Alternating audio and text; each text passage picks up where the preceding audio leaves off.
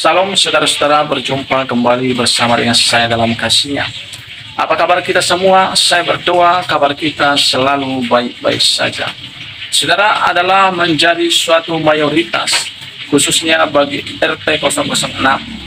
Bagaimana mereka sering mencaci maki dan menjelek-jelekkan tentang Tuhan Yesus.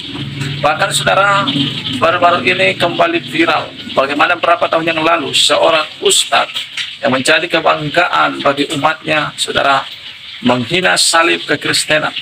Saudara diberkati oleh Tuhan, beliau tidak tahu apa yang diucapkannya dan tidak mengerti apa yang telah dilakukannya.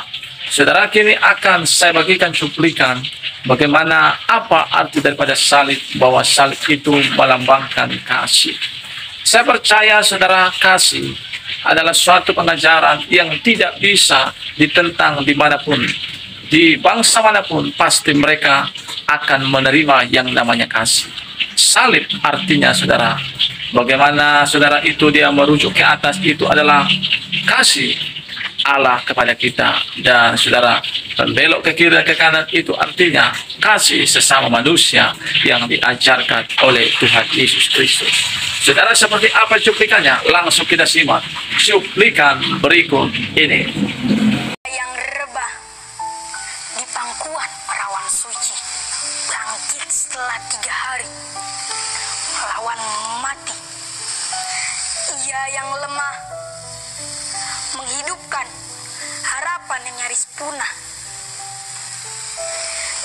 Ia yang maha lemah, jasadnya menanggungkan derita kita. Ia yang maha lemah, deritanya menaklukkan raja-raja dunia. Ia yang jatuh cinta pada pagi setelah dirajam nyeri. Ia yang tengadah ke langit suci, terbalut kain merah kirmizi. Oh, cintailah aku. Mereka bertengkar tentang siapa yang mati di palang kayu.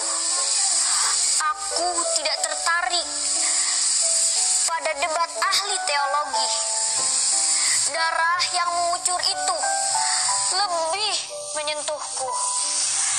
Saat aku jumawa dengan imanku, tubuh nyeri yang tergeletak di kayu itu terus mengingatkanku. Bahkan ia pun menderita bersama yang nista.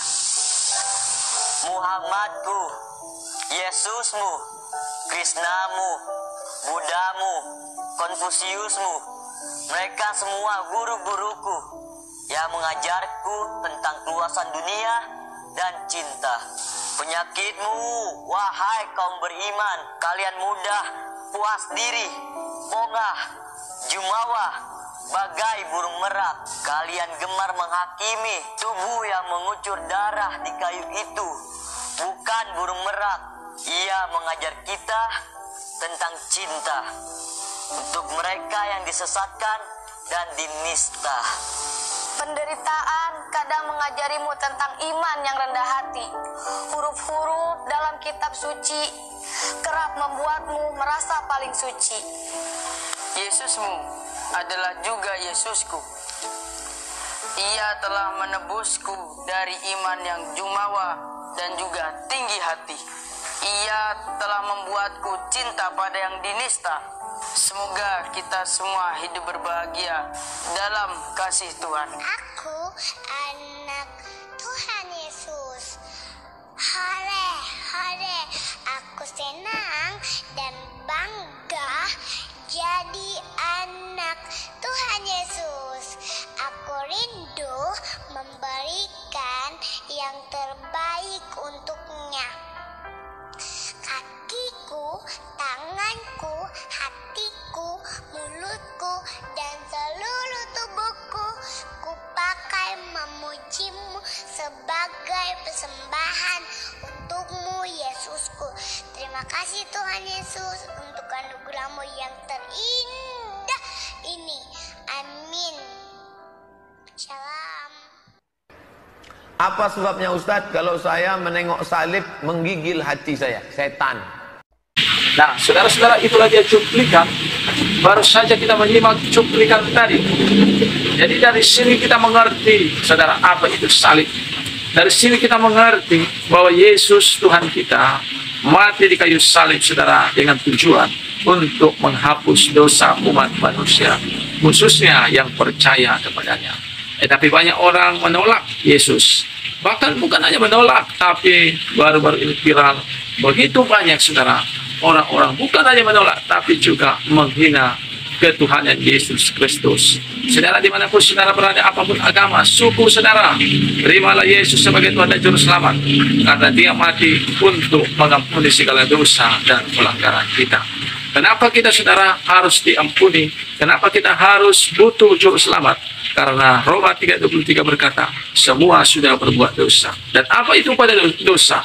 Upah dosa adalah kematian kekal dalam neraka. Dalam Roma 6 ayat 23 dikatakan. Dalam Roma 6 ayat 23b dikatakan, tapi kasih karunia Allah ialah hidup yang kekal dalam Yesus Tuhan kita. Hari ini dimanapun saudara berada, terimalah kasih karunia Tuhan. Supaya saudara mendapatkan pengampunan, terimalah, percayalah kepadanya. Terimalah Dia sebagai Tuhan dan Juru Selamat. Tuhan memberkati kita. Shalom.